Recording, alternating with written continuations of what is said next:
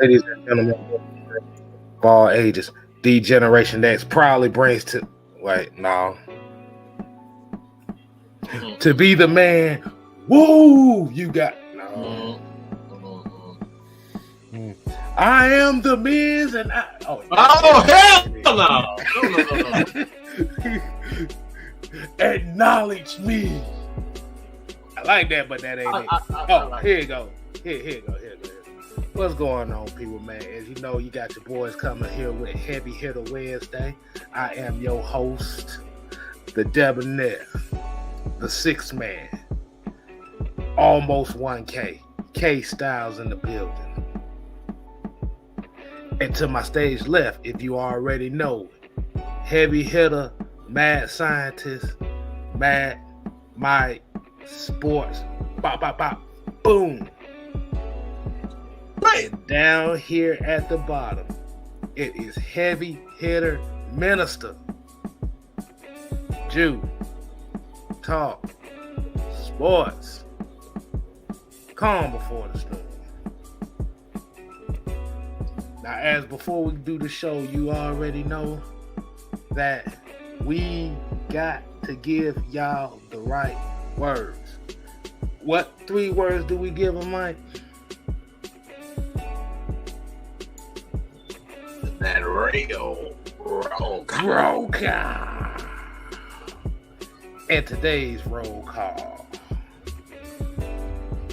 we're going to kick it off with Floyd Donnelly in the building. We got Marwin Johnson. That is one of our fam right there, man. We got Melvin Emery, Bubba Gump, Darnell Partridge.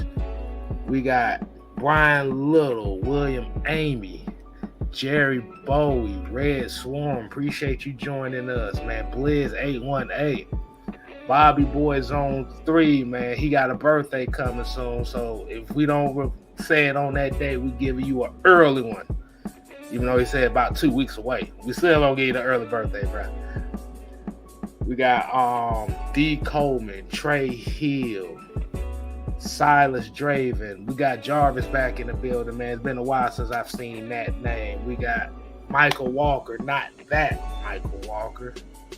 Bit Tone, Ty Bonds, Mucho Grundy. God damn, y'all asses is in here heavy right now. We definitely appreciate y'all, man. We definitely appreciate y'all. We got ATL Leo, Wallace Smith, Blackberry, Lorex. Y'all make sure y'all show him some love. That's one of the family in itself. You got one of the OG watchers, Ephraim Jones in the building. We got Low Ski, Trauma Locks, Said to Raw, Desmond Capel, Rashad. Okay. We're gonna do a couple more. Xavier Littman, Tony Wright, Prince One Vamp, and Lyrics Mom. We got Coach K in the building too. Not that Coach K, but we got a Coach K in here. All right, and got my homie in here, Sonya. Definitely appreciate all y'all tuning in. So we're gonna start it in 3, 2, 1. Right. Let's go ahead and get to the program now, people. As we already know, more Atlanta Falcons training camp news and thoughts. And where do you think the direction of this is going, especially when you're hearing the interviews from, the press conferences from Arthur Smith and some of the dumbass questions that we've been seeing they've been getting here the last couple of days has really been intriguing to me.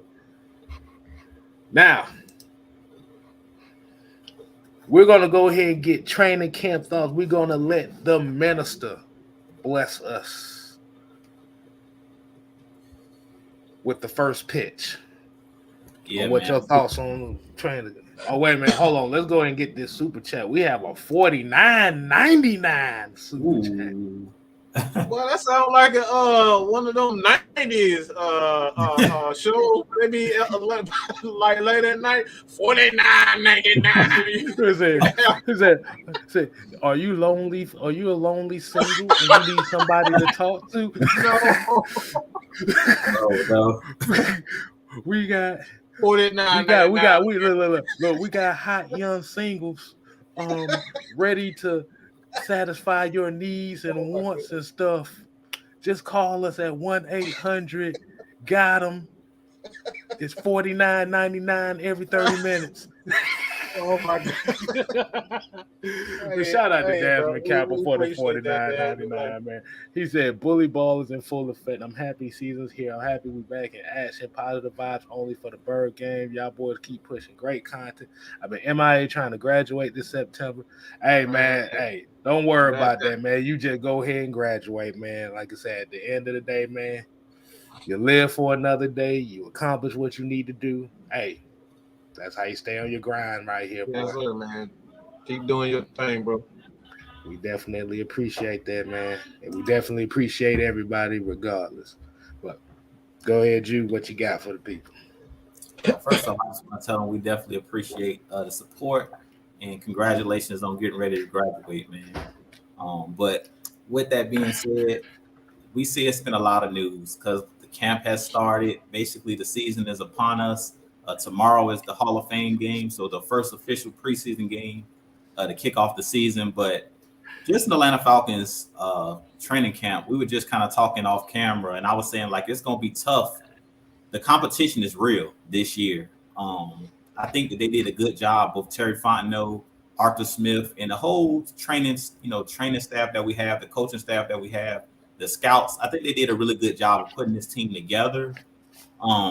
We have a lot of young players, but I think that can be a good thing because these guys are hungry. We got a lot of young guys, and for the veteran guys that we do have, majority of those guys are on one-year deals, similar to the last season. So you have a lot of guys that's hungry, that's ready to prove that either if they're a young player, that they can play on this level. And then for the veteran guys, you have guys playing for a new contract. Like you have the Lorenzo Carters that's playing for a big contract to prove that he's one of the better pass rushers, young pass rushers. You have the Marcus Mariotas that's looking to prove that he's still a starter in this league and trying to hold off the young pup with Desmond Ridder. So, I mean, you have so much talent, young talent on this team, and a good mixture of veterans with them, as Grady Jarrett just got a new contract.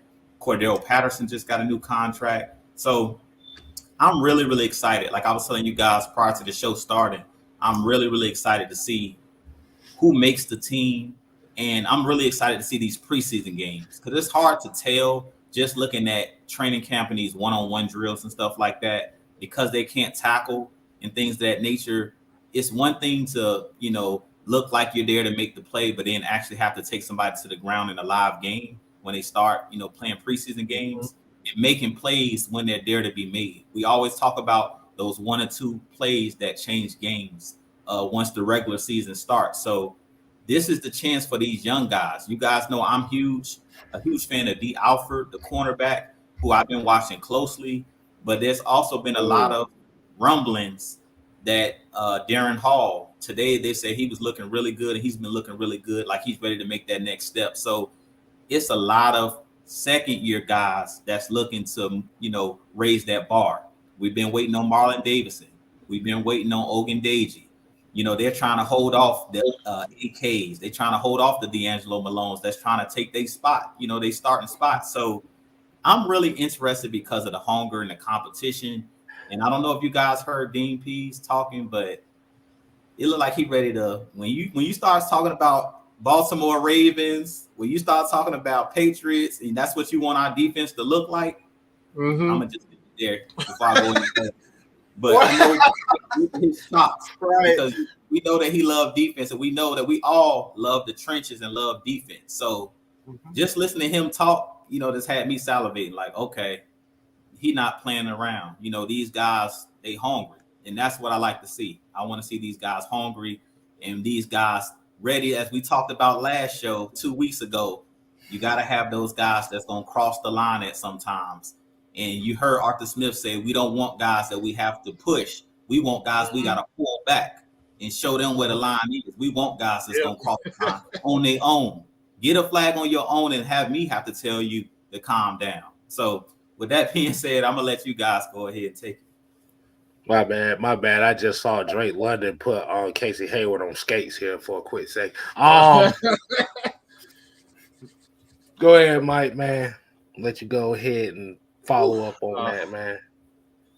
Jew kind of got me revved up. I'm a scheme guy when it comes down to offense and defense, special teams. Like I'm just in the scheme. And one thing that I've seen as far as scheme is concerned that really has me intrigued is the ability to have two.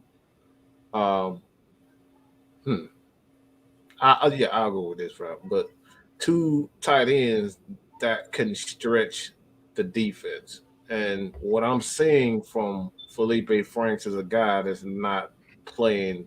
He's not here to play fair. He's not here to learn. He's not here to wait on guys to help him, get a spot on his roster. He's hungry and he looks natural as hell. And I know I'm probably K Styles.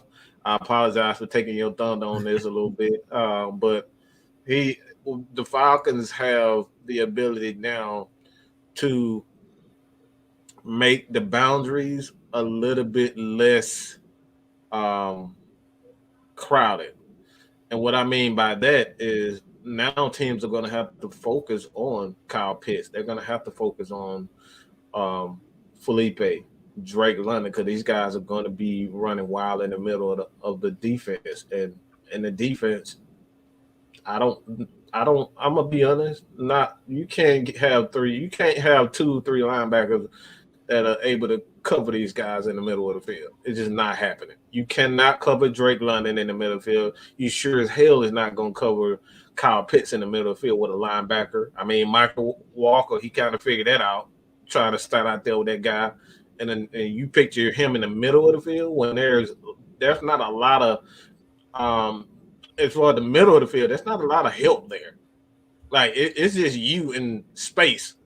So having a guy like Felipe, Drake London, and I'm even leaving out a guy that I've been impressed with so far, and him making them big time, like incredible acrobatic catches, and that's Alden Tate. Dude has been absolutely insane right now. Like I'm impressed with what I'm seeing from Alden Tate with just his ability to make those acrobatic catches. So the Falcons are going to be a problem when it comes down to being able to match up with these guys. It's impossible for a team to be able to match up with every one of those big guys. So the tight end position for the Falcons is something that I'm really intrigued and I'm really happy about for what I've seen so far. So, yeah, I don't think there's linebackers in the NFC South that's going to be able to match up with the Falcons' size. It's just not happening. Very, very insightful. Very insightful. As you already know, this is why we are the heavy hitters. We give you the stats, the facts, the truth, and entertainment. So we got 4 things going on for us. We got some of everything. But yeah, you kind of stole my shine on that one, Mike. I forgive you for that. I forgive you for that. But I'm gonna take this in a whole nother direction as well.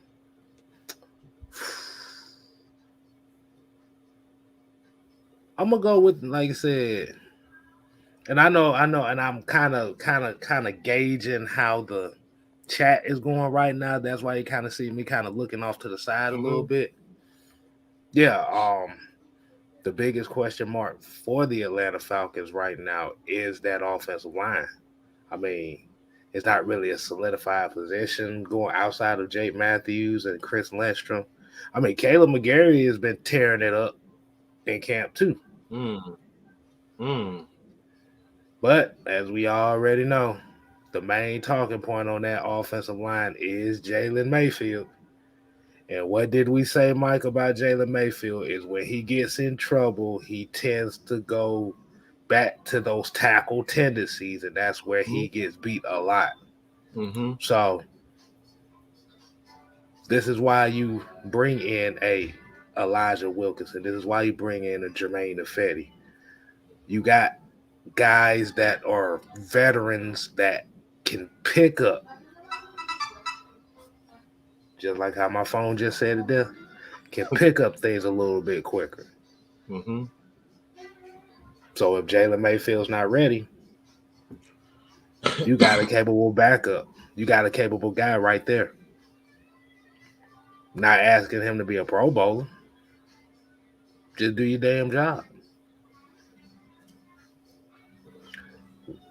We still don't know what's going on with the center position.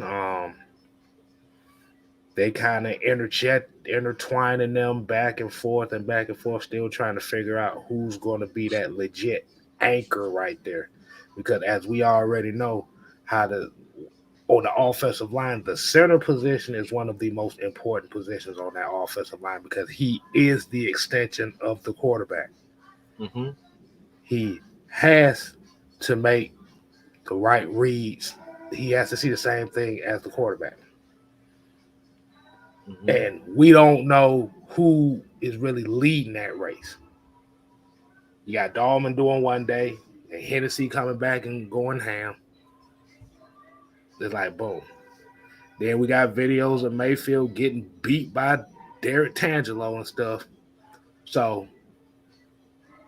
outside of Matthews and Lindstrom, you still got a whole bunch of moving parts to figure out, which is good because you need to find the best five that play together.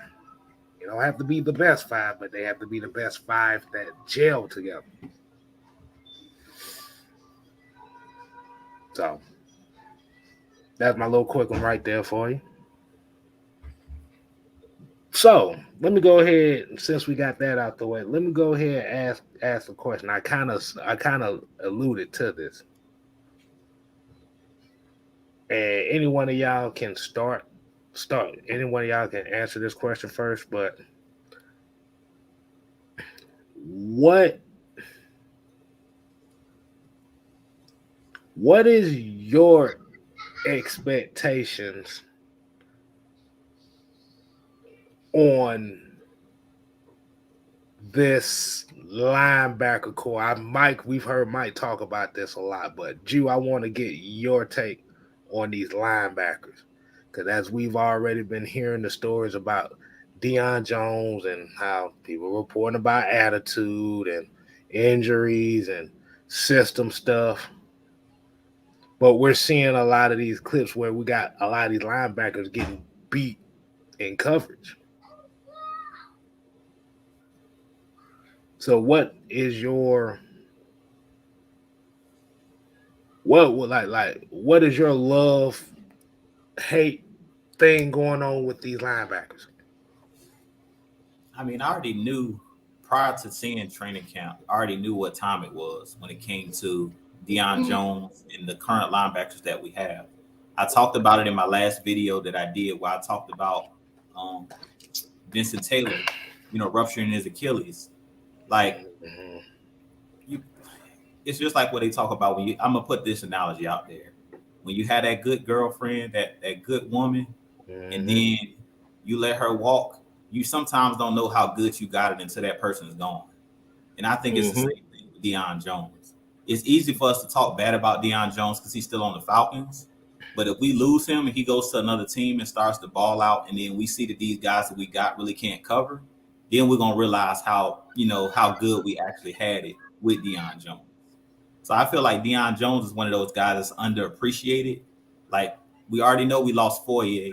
And last season, because Foye led the team in tackles, everybody pretty much trashed Deion Jones. And I feel like it's kind of been that way where everybody's saying that he played bad last year. Like, all these articles that the media is writing about Deion Jones is like, well, he didn't play well. Even though we knew that he had a shoulder injury, we still, we failed to talk about that. Everybody's just talking about the mere fact that Deion Jones didn't, everybody's saying he didn't play well. So personally, I think with this linebacking core, it's a reason why Rashaan Evans, the Titans didn't re-sign him. He was a first-round pick out of Alabama. He's a downhill type linebacker. He's not good in coverage. We know that. Troy Anderson. He's a guy that he can cover, but we haven't seen him do it on this level. And you guys know how I feel about that. It's like I feel like we have to see you do it at the high level before I'm gonna move on from a Deion Jones. It'll be a different story if we had Foye still on the team, and then at that point we're saying, okay, we're gonna move on from Deion Jones, because I've seen Foye cover, and I've seen him kind of can step right in and be a Pro Bowl linebacker. But the guys that we currently have on the roster, I can't legitimately say any of these guys, even Michael Walker. Yeah, I've seen him do it in spurts and in spats, but have we seen him consistently shut down an Alvin Kamara? Have we seen him consistently shut down a Christian McCaffrey? I've seen Deion Jones do that year in and year out and make it look easy. So pretty much that's my biggest problem with what's being said about Deion Jones and the linebacking core in general, is I have to see these guys do it before I'm just going to move on from a great player. And I talked about in my last video, depth. At some point somebody's going to get nicked, somebody's going to get injured. So even if you got Deion Jones coming off the bench, which I think is disrespectful to Deion Jones, like you can't tell me that Troy Anderson is going to beat out a healthy Deion Jones when he comes back for that starting position. If he does it, hats off to him, because as we know, we can't get attached to players. As we've seen Matt Ryan, we've seen Julio Jones, we've seen the Calvin Ridleys, all of these guys not currently on this roster.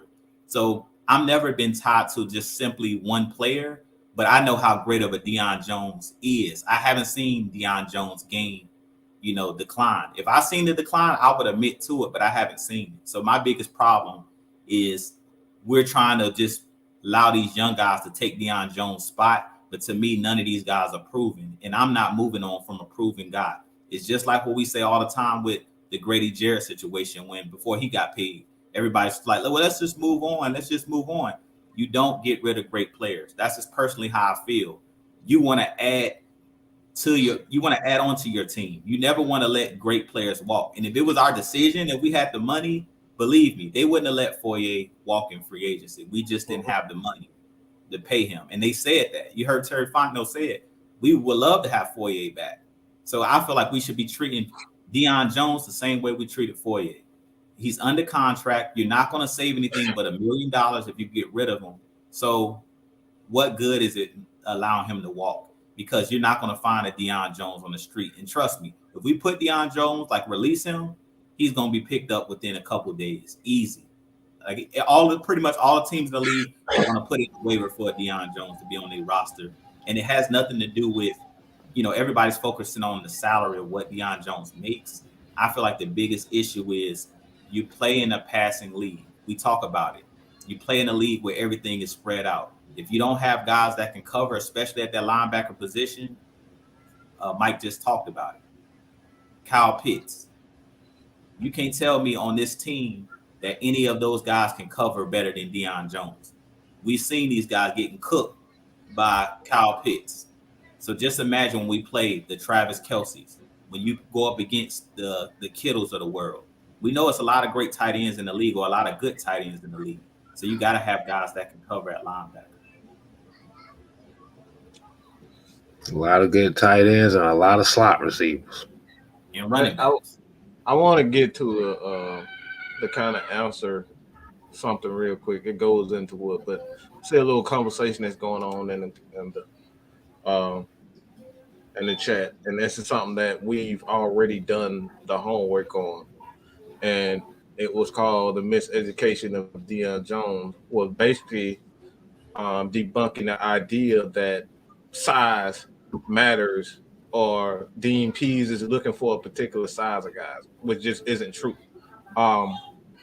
We have Deion Jones. We did the homework on Dean Pease defense, and the thing that we've seen that have been consistent is guys who are about the same size as Deion Jones. So to say that Deion Jones, that the size matter in a Dean Pease defense, stats show that he prefers smaller guys that are able to move around and get to certain spots more so than guys who are big and like to fill gaps. Dean Pease is all about coverage first. I need people to understand it.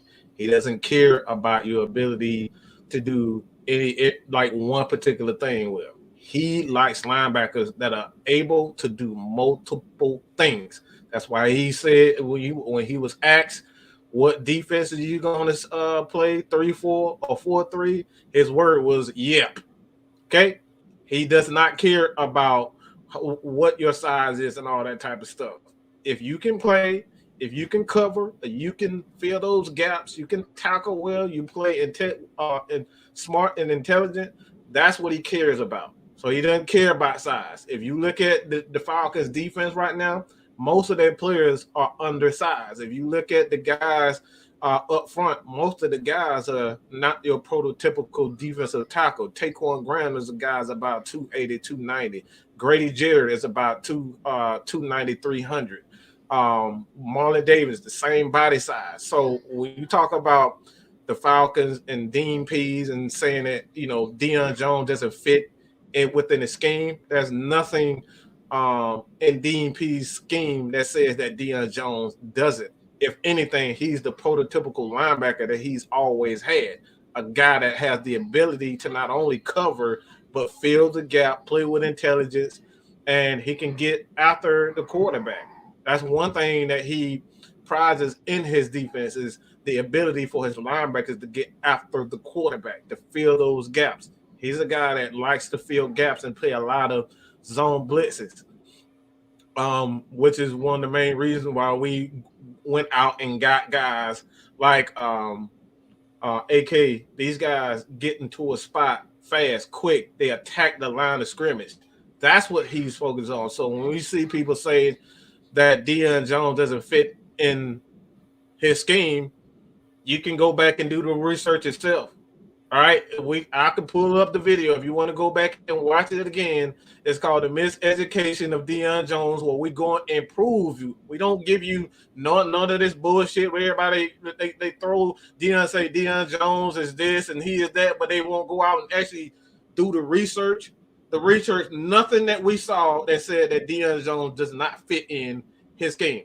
It's the complete opposite. Most of his linebackers, all those guys said they fit in a size from 6 feet to 6'3", and about 215 to about 130 pounds. Every one of those linebackers from his days in Tennessee as well as Baltimore.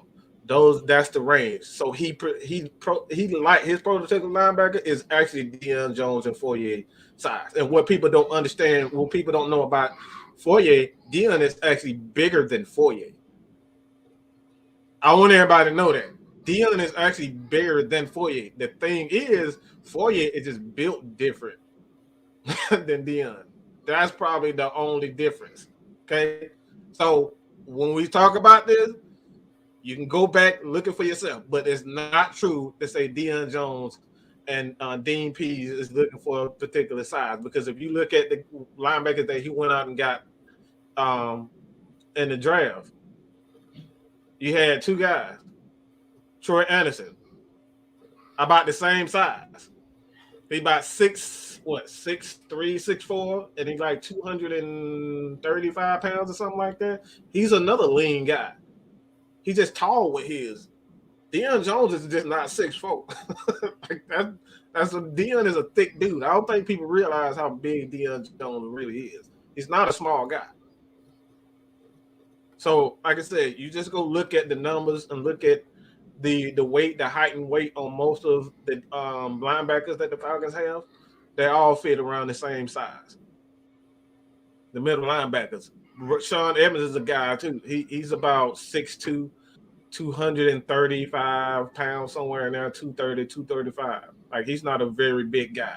And that's, again, these are misconceptions that have been put out by these people that say, you know, that Deion Jones doesn't fit. That's not true at all.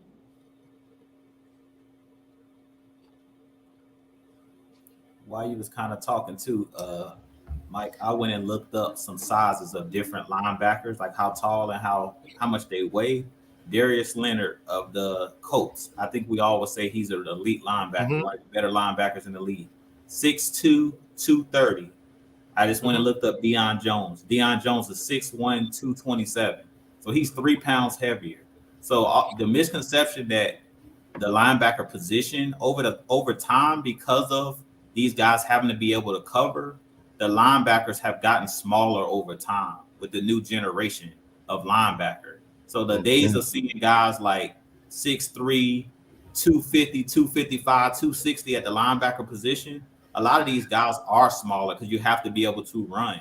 And most guys are not big, are big and quick. You know what I'm saying? So the misconception of Deion Jones being undersized, he's not really that undersized for today's NFL. He is, if you compare him to like the 80s and 90s when you had linebackers that were bigger. But nowadays, it's a reason why they talk about box safeties. A lot of these guys, like Keanu Neal was playing linebacker last year with the Cowboys. A lot of these guys, because guys got to be able to cover and be able to move laterally, the position has gotten small over time. So us keep saying that Deion Jones is undersized. He's not undersized for today's NFL. All of these linebackers are smaller nowadays.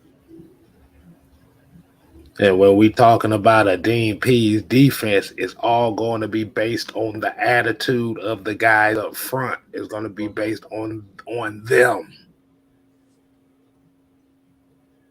You forget when Ray Lewis came in this league, he was about 6'1", 230. He wasn't that much bigger.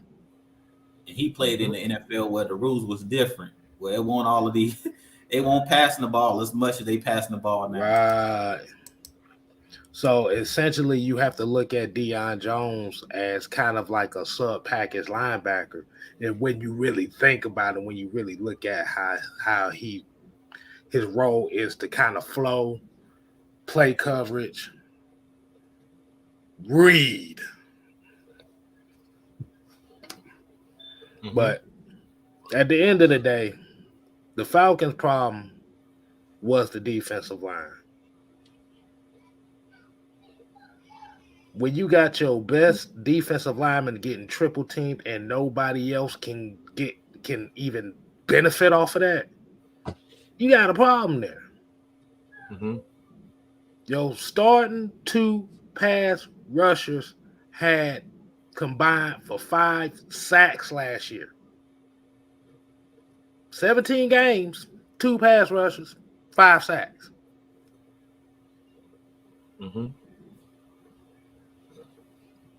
Deion Jones and Foyer were tied in sacks.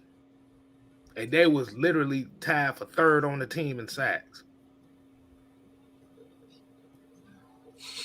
Might have been, wait a minute. I think they might have been 2nd. They were tied for 2nd in sacks. You didn't say that in the case now. That's a make it make sense moment right there. Yeah. Make it make sense, bro. We can't even sack the quarterback. We want to get rid of both of the linebackers that were getting the most sacks on the team. That don't even make sense, bro. Come on, man. That's what I meant when I was talking about Dean Pease want guys that are able to just do multiple things. Deion Jones can do multiple things. Jacob Tatui Mariner was tied for 2nd and 3rd on this team in sacks and ain't played a snap for the Falcons since week 7. And he wasn't even a fucking starter.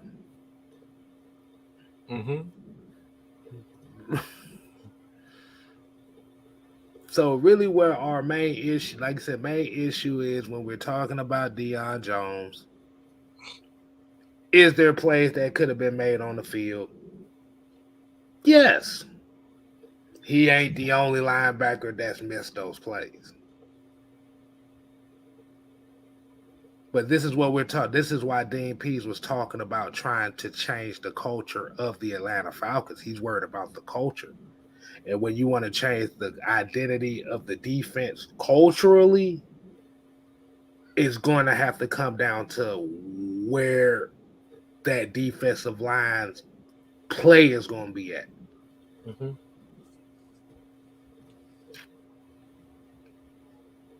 I said, Vincent Taylor is out. Right now, you have Anthony Rush, Derek Tangelo, Taquan Graham. You got these guys, Marlon Davidson. They got to step up. Somebody asked the question: Is there a big guy that they should be looking at?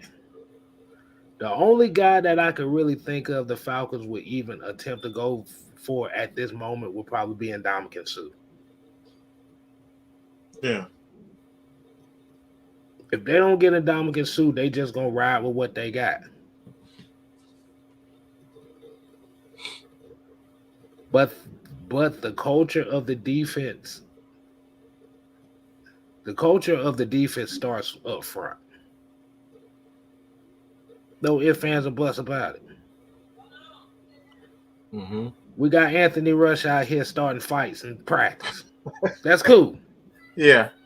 But we got to see it in the game now. We got to see that same intensity in the game. Mm-hmm.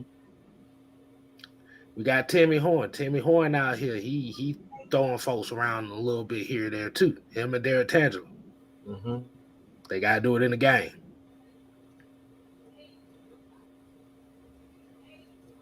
So, if you really want to see the best of Deion Jones,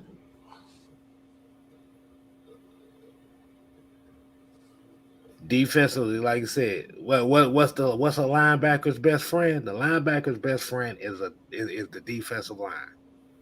Quarterback's best friend is the offensive line. Culture change is needed, people, and it starts up front. Absolutely. Man, boy, I almost had a minister moment there for a second. Good Lord, the energy change. Okay, so let me see how. There was a couple questions that I saw in here, man. And I know he kind of asked me this, but I want to get everybody's take on this question here. This is earlier. Darnell Partridge said, "What do you think of the safeties?" Anybody can take this one first. I think I'll let Mike take it first since I've been taking all the. Go ahead, G. When it comes to the safeties, I think it's going to be the young guys. I mean, we've seen it. Eric Harris, he's still been, balling and doing his thing. But I think Richie Grant and Hawkins, them two guys is ready to take the bull by the horns and be the starters. I mean, I don't have much else to say. We've seen that practice at training camp. I think Richie Grant had a nice breakup against Kyle Pitts. He was the only one who was able to actually hang with Kyle Pitts other than AJ Terrell. So he had his one-on-one, and he did a good job of playing through the hands, not letting him catch the ball, kind of forcing Kyle Pitts, out of the boundary, out of bounds. And then Hawkins last year, he would be the starter just based off of, to me, what he showed me last year. And he's only getting better. But last year, before he had injuries, he had like 3 straight games with interceptions. He had the first interception, I think, in London against the Jets. And then he had another interception against the Dolphins. So he was just balling. Like, he was a ball hawk. And when I look at safeties, I need somebody that's going to be an intimidator, controlling the middle of the field. And I need somebody back there that's going to be an eraser, meaning at times a cornerback or a linebacker is going to get beat. But can you get to the other hash and intercept the ball and take the football away? To me, that's what I want my safeties doing. That's just me personally. I don't know about Dean Pease, but personally, that's what I like in a safety. It's a guy who's going to intercept the ball and a guy who's going to keep guys from running across the middle. And if they do come across the middle, he's going to lay them out. And that's what I see with the Hawkins and with a Richie Grant. Both of those guys play with attitude, and both of those guys are ball hawks. So I think it's going to be easily those guys. I mean, the only guy I think that's going to get some snaps is Eric Harris, and that's because he's one of the leaders on the defense. He's one of the voices on the defense as far as I know he knows the playbook. But other than that, as far as athletically, I think Richie Grant, now that he's sat a year behind the starters, both him and Hawkins, I think those guys are ready, to move forward as the starters. All right. Hey, before Mike goes on, man, we gotta take the little intermission light check. We got 174 people in here, so combined of all channels should be It should be at least altogether, at least, let me see, it's 174. What's the 50 mark on that one? So that'd be 8. It should be at least 75 likes. So while we doing that, we're gonna play the intermission music right quick. Mm-hmm. So let y'all know y'all go ahead and get those likes up. We definitely appreciate y'all tuning in with us right now, as well as if you have not subscribed to Six Man K Styles, you could be one of the 11 that can help your boy out. Now, we haven't held the show hostage yet on that situation, but we damn sure could. Mm-hmm. Should we hold it hostage? Woo. Who? Nah, we can't do that, man. We got a show, man. These people come. Possible. Yeah. We got a show, man. Exactly. So we gotta hit you with a little bit of the BT12 music side of the game with this one. So, like I said, y'all make sure y'all go ahead and share, like this stream. Make sure you subscribe to everybody's channels. Jew Talk Sports, Mad Mike Sports, Six Man K Style. We doing it big. The heavy hitters coming to you always hard hitting, and we doing it for the people. So, what's the count on it, Mike? I think we reached it. I think it's 20, 50 something. Yeah, we got it. We got it. We got it. Yeah. All right. Mike said we got it. Mike said we got it. So we definitely appreciate y'all, man. Like I said, at the end of the day, we trying to push this message out. We trying to be the voice of the voiceless. So let me get my sleeve down right quick. Hold on. Let me say it real quick, because mine gonna be real simple, real quick. Just mine real simple, real quick, and we need some fast guys. We need athleticism back there. I'm not worried about Dean, like the safety not being smart enough. I think these guys have been in this system long enough to kind of figure out what Dean wants, but we need some young guys that'll be able to get to certain spots. And at times, I think that was one of the main reasons why Eric Harris missed a couple of interceptions, because he just wasn't athletic enough to get to certain balls. And I think we don't have to worry about that with those guys, because Richie Grant can run with the best of them. And we know Jalen Hawkins, in my opinion, is probably one of the most athletically gifted young, strong safeties out there. So I'm fine with it. I like to have some young guys back there, man. Let them make mistakes, man. Let them make mistakes. That's the only way you're gonna learn from it. Right. Getting out there and making mistakes. So yeah, my take on the safeties, man. Like I said, you got ball hawk opportunities all the way across the board. Like I say, even with Eric Harris. Like I said, Eric Harris' main issue, and Mike said, Eric Harris' main issue was not coming down with interceptions at critical times. His 2 drop interceptions against Washington came back to bite us in the ass.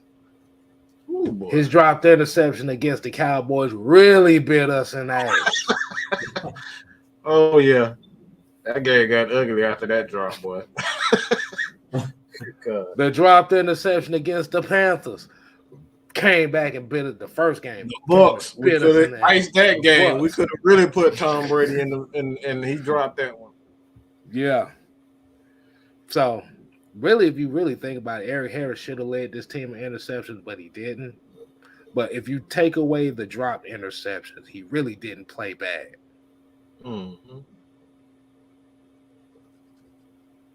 try to knock people's block off here every now and then. You need to calm that down because your ass is old and you just came from working at FedEx, so your ass don't need to be out here getting hurt. But as far as Richie Grant and Jalen Hawkins, yeah, man, these are two young. I call them heat-seeking missiles in a good way. We ain't talking about Donta Robinson heat-seeking missile type guys. Now we ain't talking about suicidal Robinson. We ain't talking about that. But these guys definitely fit with what Dean Pease likes in a lot of his players, and there's guys that are going to attack the line of scrimmage, guys that are attack-minded. Let's say Richie Grant just needed more playing time. And like I said, when Jalen Hawkins came in, he was doing his job. He damn sure was doing his job for a good stretch period of time.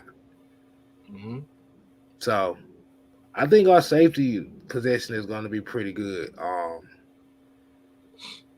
Don't know too much about Dean Marlowe. I haven't really looked too much into him, but those guys, hell, to be honest with you, you could throw Isaiah Oliver in here as a safety as well. That's essentially what he is a strong, a bit nickel safety. That's Isaiah Oliver. Mm-hmm. So we good. Still got to rush the passer. Still need to get sacks. Your front seven get pressure, you can have a mediocre secondary, but if your front seven can get pressure and disrupt things up front, it's only gonna make your secondary that much better.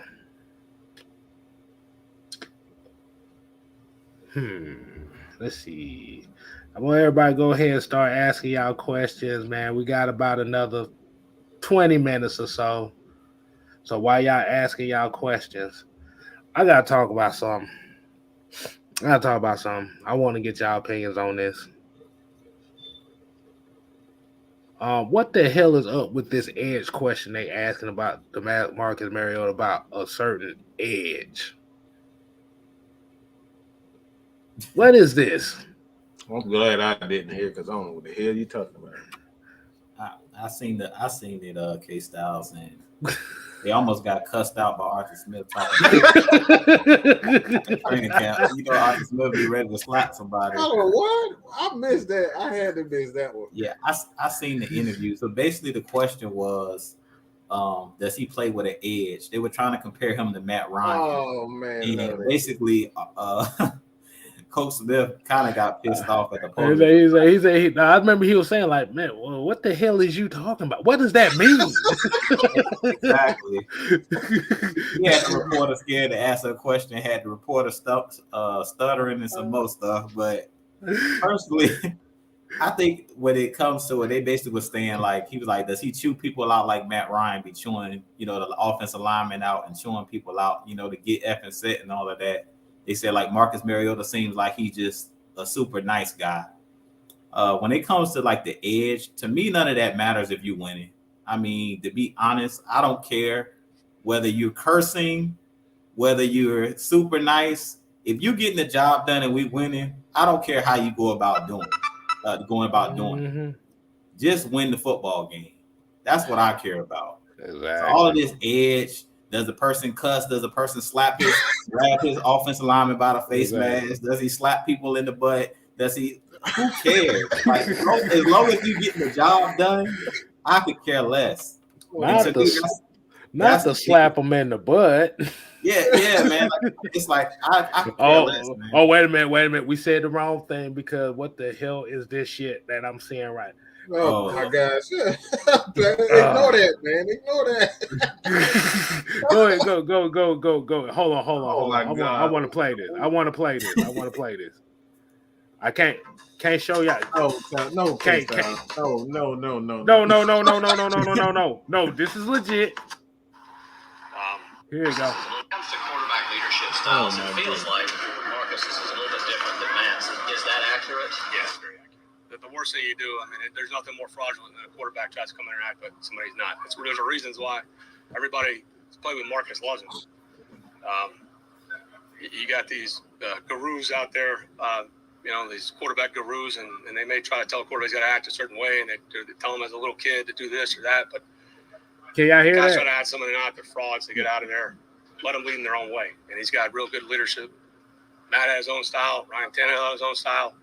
Ryan Fitzpatrick. The list goes on. Matt Hasselbeck, Jason Campbell, Mark Brunell, Doc Collins. They're all different. Josh. What's Marcus's style? Watch him every day. So why don't you ask his teammates? I like his style because he's himself. He seems like such a nice guy. I know Matt had a little bit of an edge. Does Marcus have an edge when it's needed, or is that needed? That's such a ridiculous, surface, personality thing. Guys, that's just ridiculous, Josh. Like an edge. What kind of edge do you have? What would you do with edge do you think Matt had that Marcus doesn't or Desmond doesn't? Hollering at folks, making sure. That's what I'm asking. Call it an edge. I mean, there wasn't a lot of that last year. I mean, Matt was his own guy. Marcus was his own guy. Like I said, Tannehill was his own guy. I don't know what that fake edge is. Is there some kind of bravado you want us to tell him to do? No. Yeah. So ask his teammates.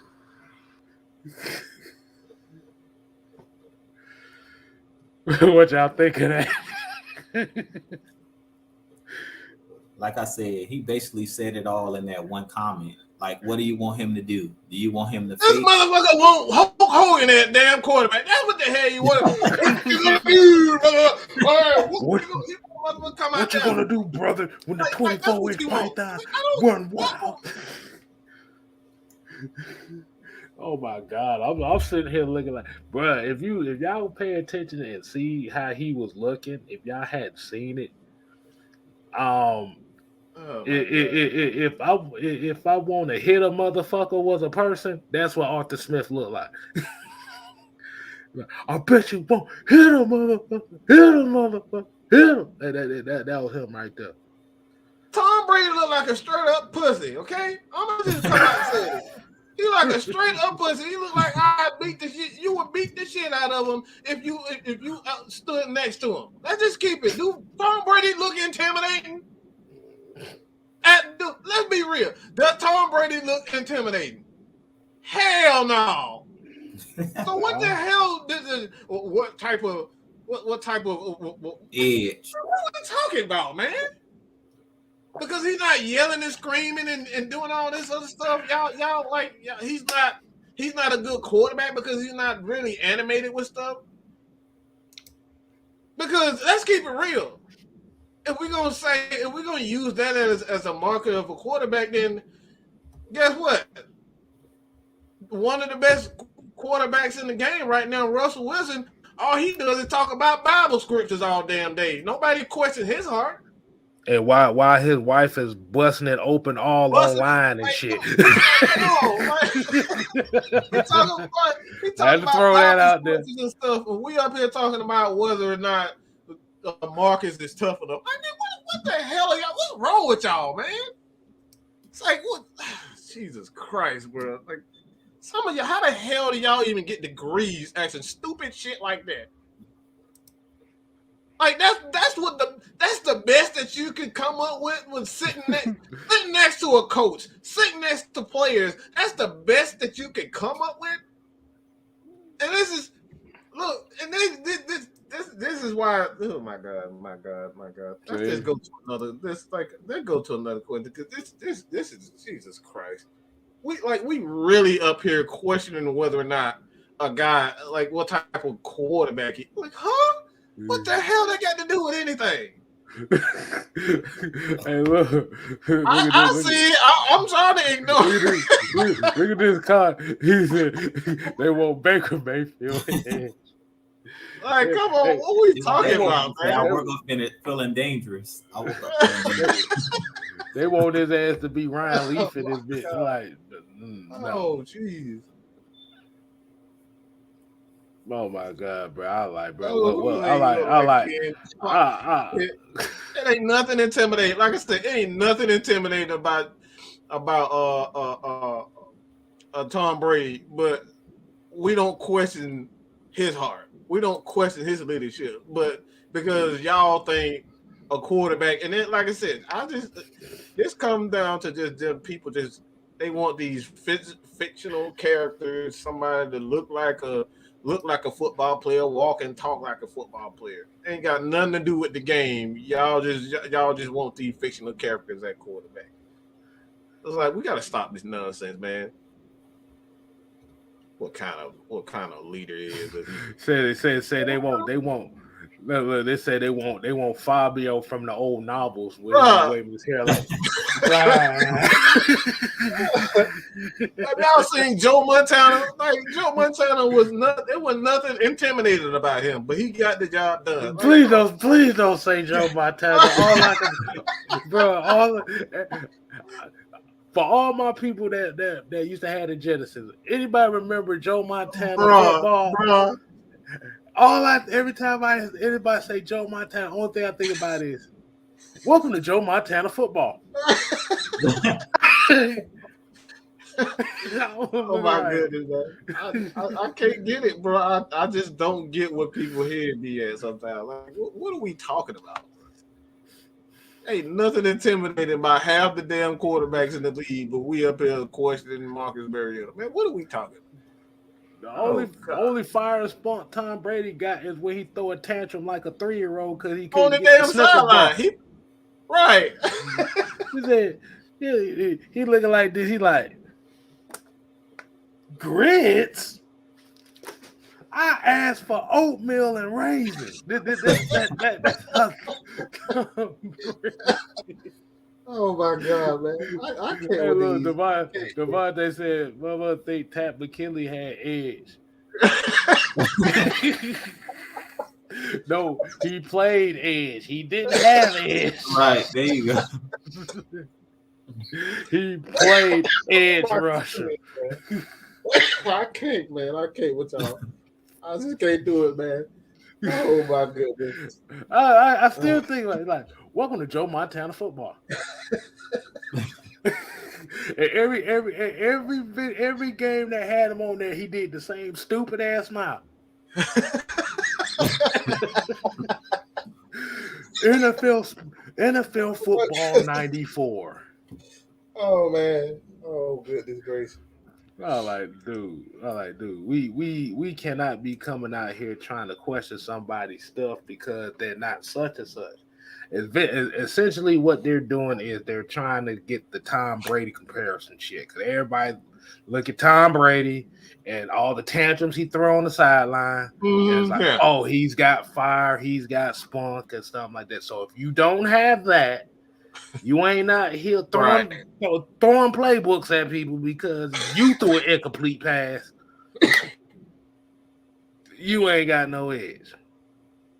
Because it was a very long time they said Matt Ryan didn't have no edge down here in Atlanta. That came from the reporters. Mm-hmm. Because he ain't yelling and screaming and kicking players and all this type of stuff. He's not a leader. Man, what are we doing, man? Tim Duncan was one of the best leaders of a basketball team you ever seen, and all you saw him do was make the same goofy. His eye got big. No, his eye. That's the only time you know he was upset. His eye. That's the only emotion that you saw with Tim Duncan. Besides eyes get big, like he didn't smile or nothing. He didn't smile. He didn't smile while you was busting your ass or nothing. He just like. Yep, it's just a regular old game. Exactly. So, when we look at Marcus Mariota here, man, what is that? What it is always it's the doubt. It's doubting him because the media perception, especially when it comes to stuff like NFL.com and this joke ass motherfucking pro football focus shit that people still follow. I don't know why. Has Mariota as the worst starting quarterback in the league. Which is good for him because he can prove a lot of people wrong just by not turning the ball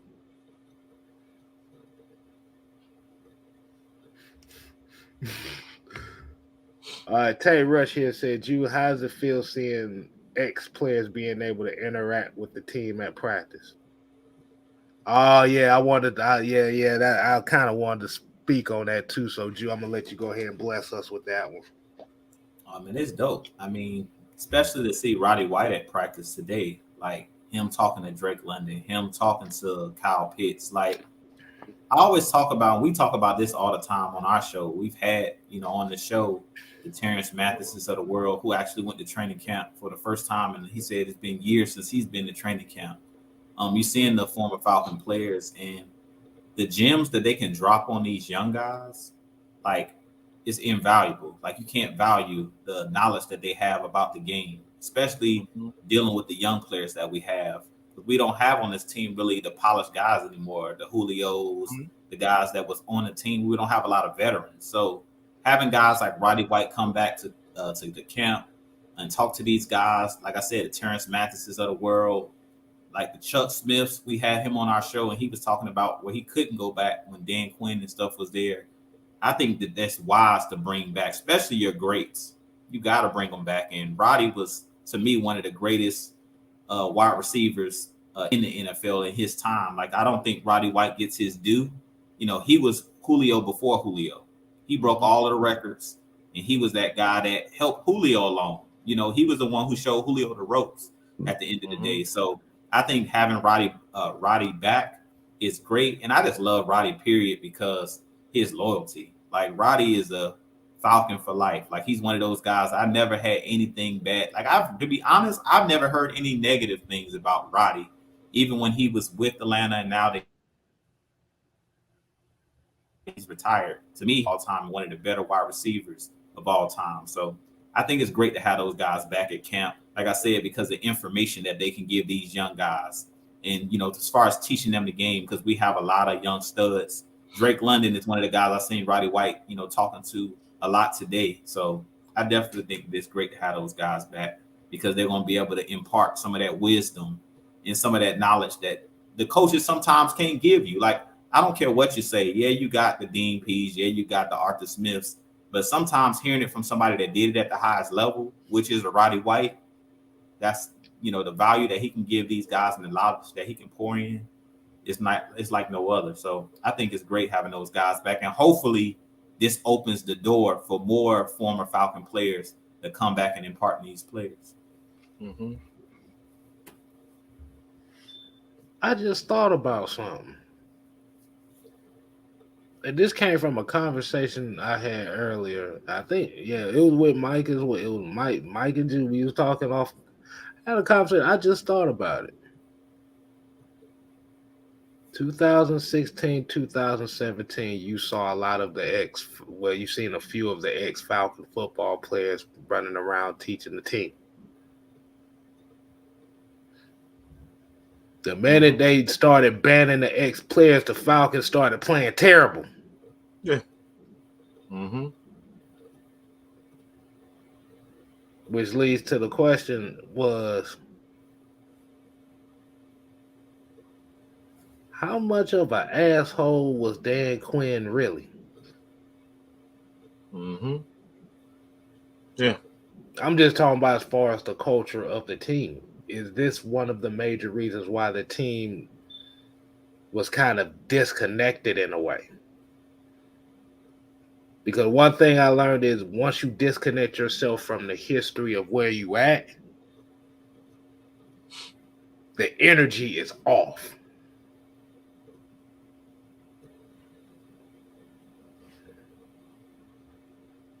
It's not a coincidence that you was working with Chuck Smith and then you bring in a Dwight Freeney and Vic Beasley leading the league in sacks. Mm. The minute you ban one guy and the second you cut the other guy, Vic Beasley going back to 5 sacks. Mm. You got Chuck Smith out here working with pass rushers. Grady Jarrett. Do a little thing with Jonathan Babineau. Mm-hmm. Chuck Smith ain't allowed. You bring in Tyler Davidson.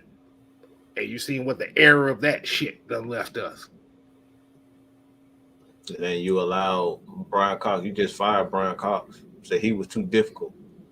You fired Brian Cox, the same Brian Cox that put Rasheed Hageman in check. Mm-hmm. Rasheed, yeah. Mm-hmm. This is a problem where the ego of certain guys is detrimental to the cause. And Dan Quinn, like I said, a lot of us didn't pay attention to it because he doesn't really say much, and all his post-game interviews and conferences all robotic and sound the exact same. We're gonna play hard as hell. We're gonna play hard as hell. We're playing mad. I'm like, where? We're fighting. We're gonna fight. We're gonna be tough. And all at this same time, he was sucking the energy out of this team, and we didn't even see it.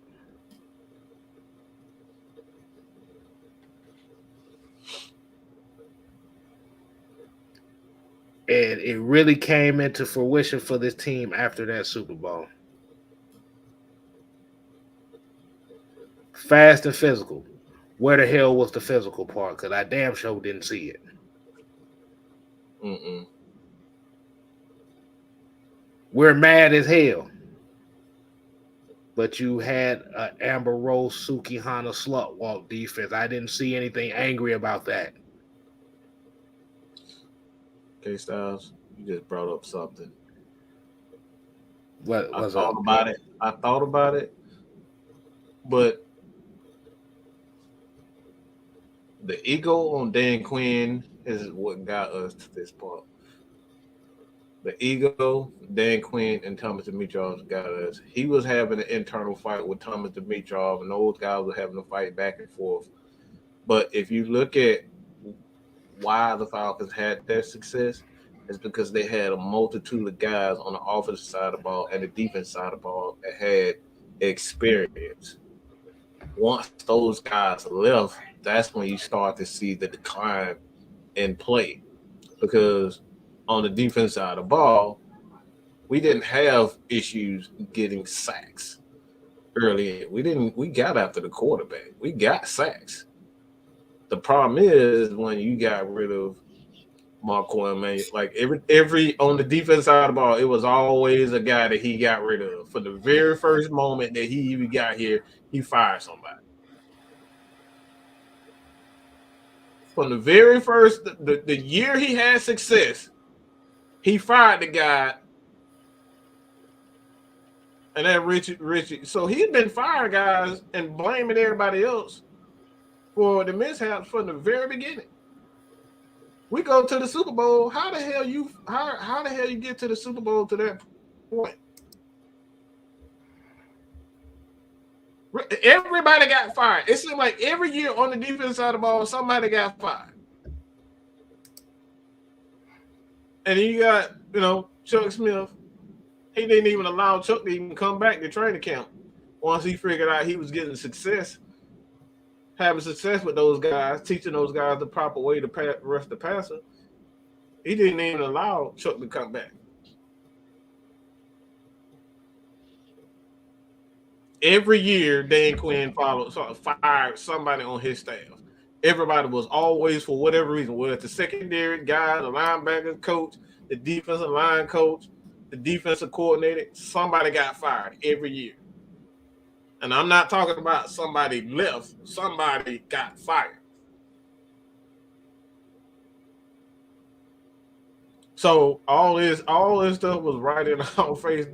We knew who was the real guy who was, responsible for the lack of guys on the defensive side of the ball, especially the defensive line. It's all Dan Quinn. That's why you see right now. That's why you see even in Dallas, the same thing happening to them right now. They had just leave, and then here they go pick up Anthony Barr today. He can't develop players, so he bring in other guys.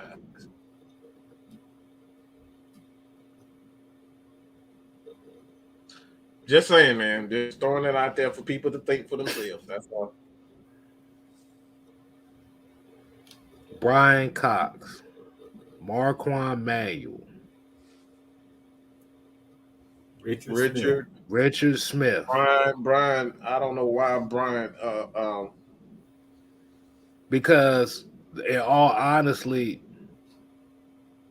and as we know, after that Super Bowl, the offensive coordinator position was set up for Matt LaFleur. Mm-hmm. But he wanted his guys out. Mm-hmm.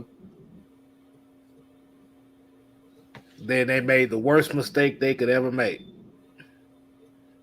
They brought back Farmer Fran, and it went straight to hell after that.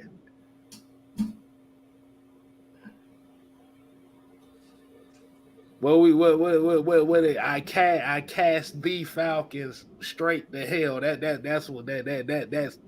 Dirk Cutter's new name right there. You got that right. I was mad as hell when D-Led announced that he was coming back. I said, Lord have mercy. I tried to give it a chance. But yeah, I was mad as hell when that happened. Like I said, you had guys that was still was previously on the Kyle Shanahan coaching staff that we had here, but we just let those guys walk for nothing and brought back some fucking Dirk Cutter. Because I know right now Arthur Smith's main thing he said in his introductory press conference was, I'm not going to be the smartest guy in the room. I'm going to have smart guys around me. Mm-hmm. Now we know what that meant. Now thinking about that Dan Quinn era, thinking about how he disrespected those former players, it makes you think.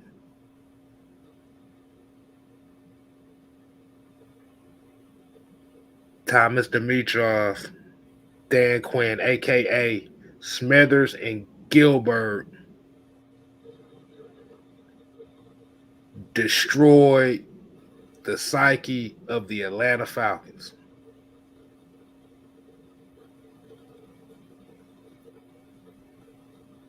Think about that for a second. Mike Smith had 2 losing seasons and got fired after 2012. I think it was 2 losing seasons. 13, 14. Got fired after 2 losing seasons. Mm-hmm.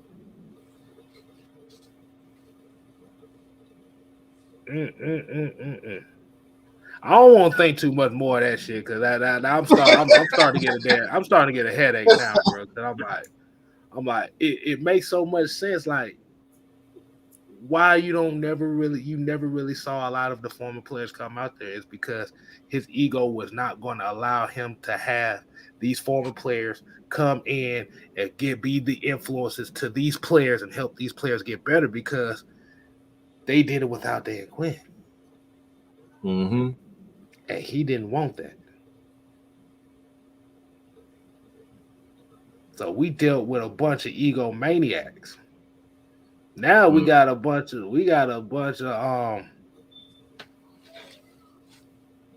I was gonna say a bunch of shit talkers because they Arthur Smith and DP talk a lot of shit to the media.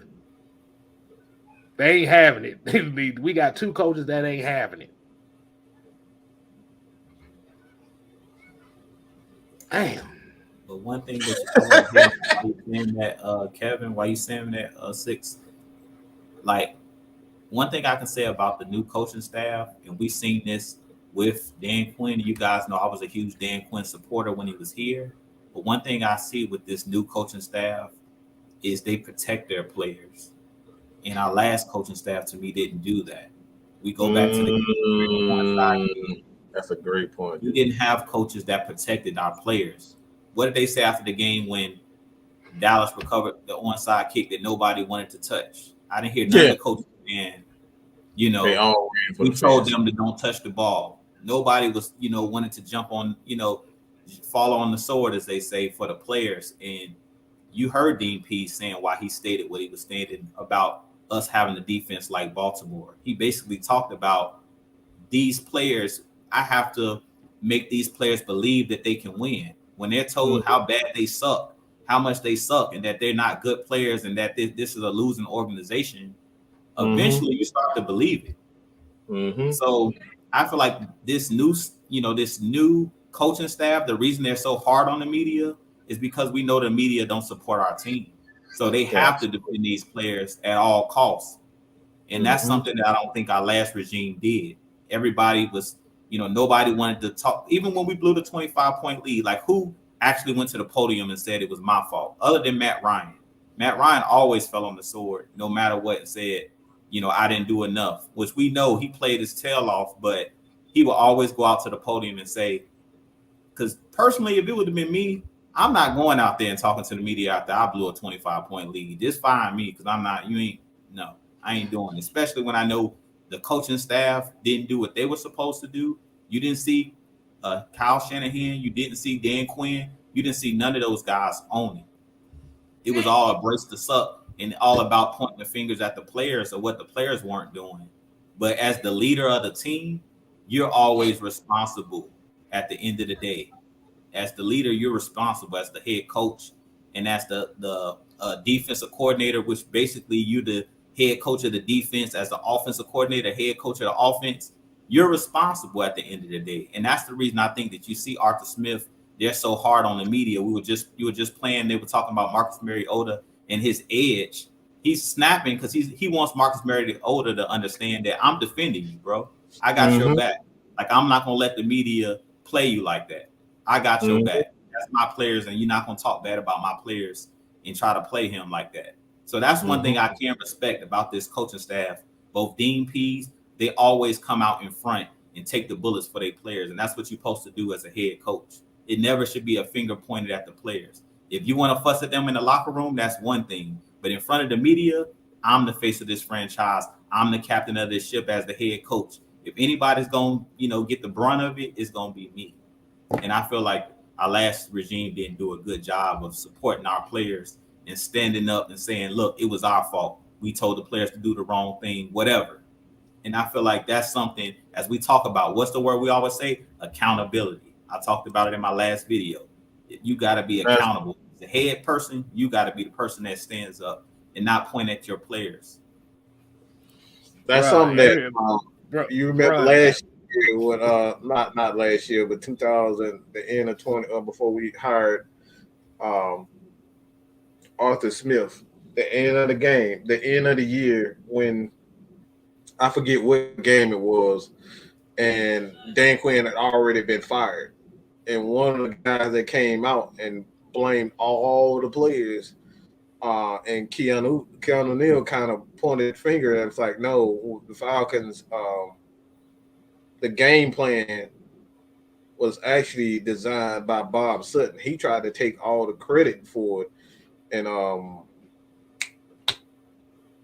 Raheem Morris tried to take, because he took shots at Matt Ryan in the press conference, and he tried to take all the credit for the game plan that Bob Sutton had put. And Keanu Neal and Grady Jarrett actually came out and stated, it's like, no, he didn't do that. That actually came from Bob Sutton. So, I think that's a very good point, Jude, is that as a head coach, I don't think the entire team felt like they had their back. And this is why guys like Julio Jones love Dan Quinn, because you never heard him say anything bad about Julio Jones.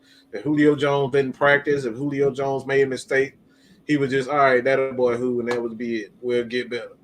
But soon as somebody else on the defensive side of the ball, yeah, they will always take the brunt of the punishment. And that's something, and that's what we're talking about as far as him always deciding to get rid of certain guys because he only had a certain level of accountability. He never wanted to be accountable for whatever went wrong.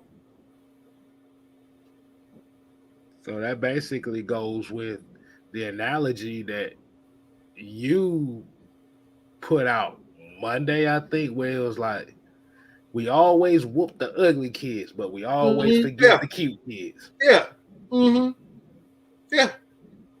That's exactly what I mean. Accountability. We talked about it. Accountability. You know, we know Julio didn't practice. We know that. That's why I said that's the reason why Julio wanted out. Like, let's be real. We don't want to go back down that, go back down that track. But we know he didn't want to be here because he knows that Arthur Smith is a coach that's going to make you grind. He don't care. You just heard Dean P say in his interview this past week, I don't care how much money you make. I bench players that make more money than other players. I don't care about that. I care about if you're getting the job done. That's it. Blue collar. It's no more white collar. This is all blue collar. Everybody got to earn their keep, period. I don't care who you are. You can be a future Hall of Famer. If you can't practice, if you can't meet the standard, then you got to play for another team, and I like that. Oh, my God. We hitting on way too many gems for that. I don't think people go. We're gonna have everybody. Hey, look! Y'all better put some money in a collection plate. Hey, boy, y'all got to, man. Hit them super chat, good God, because y'all getting some information that you're not. Y'all know y'all not gonna get this anywhere else. Y'all know that. Just go ahead and show us some love. Hey, look! And I'm about to say, we about to get off here in about a few minutes. I'm going to leave y'all with a quote for the night. We haven't did it in a couple of days, but I'm going to leave you for a quote for the night. We need one of those. Y'all ready for the quote? I got it right here. Yes, sir. It says, a wise man can learn more from a foolish question than a fool can learn from a wise answer.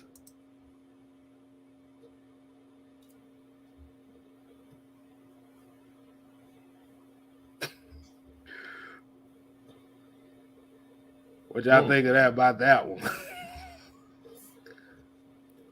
Hey, man. I want to look. I got look. People that are watching, we appreciate y'all. Like I said, the quote of the night is, a wise man can learn more from a foolish question than a fool can learn from a wise answer.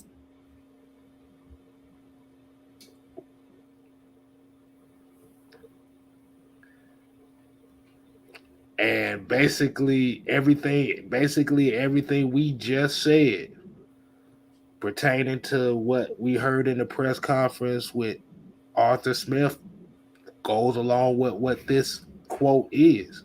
Think about it. You get a dumbass question, you learn about people's tendencies with that. But somebody you learn about people from questions that they ask.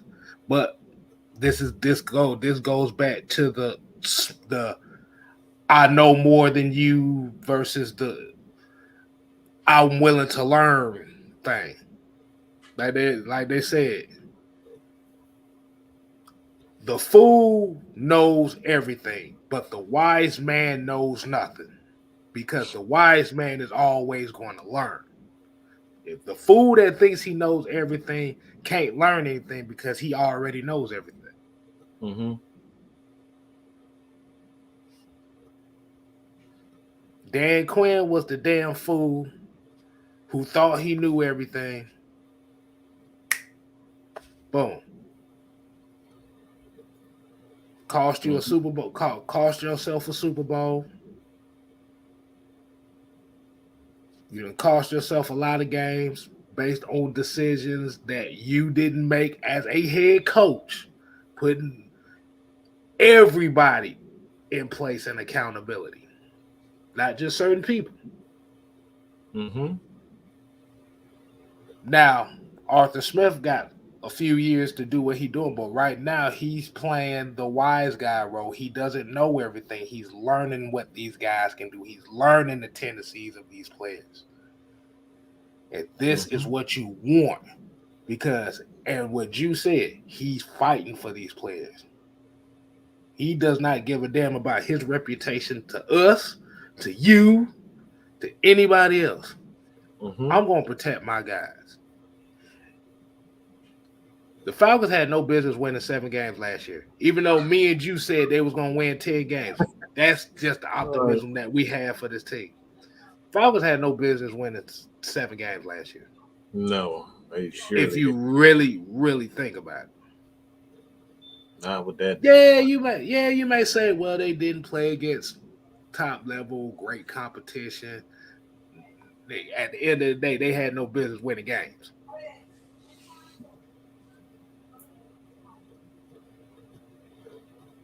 So we're going to leave you off with that gem right there, man. We're going to definitely wind this down for the night. We definitely appreciate everybody. Wait a minute. I'm doing it wrong. You know I got to do it right.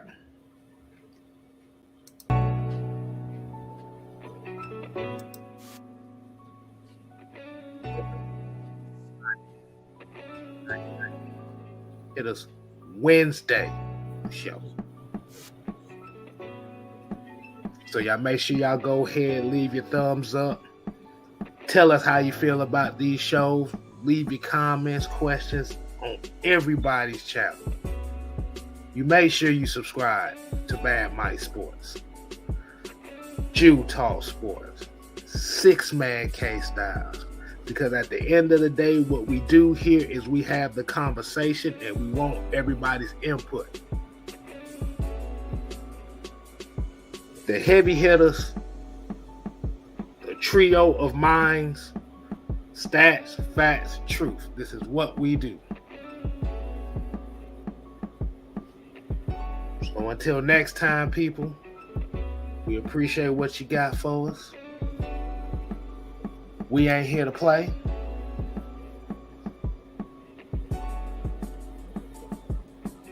We here to stay. You ain't got to go home. But just don't be Dan Quinn.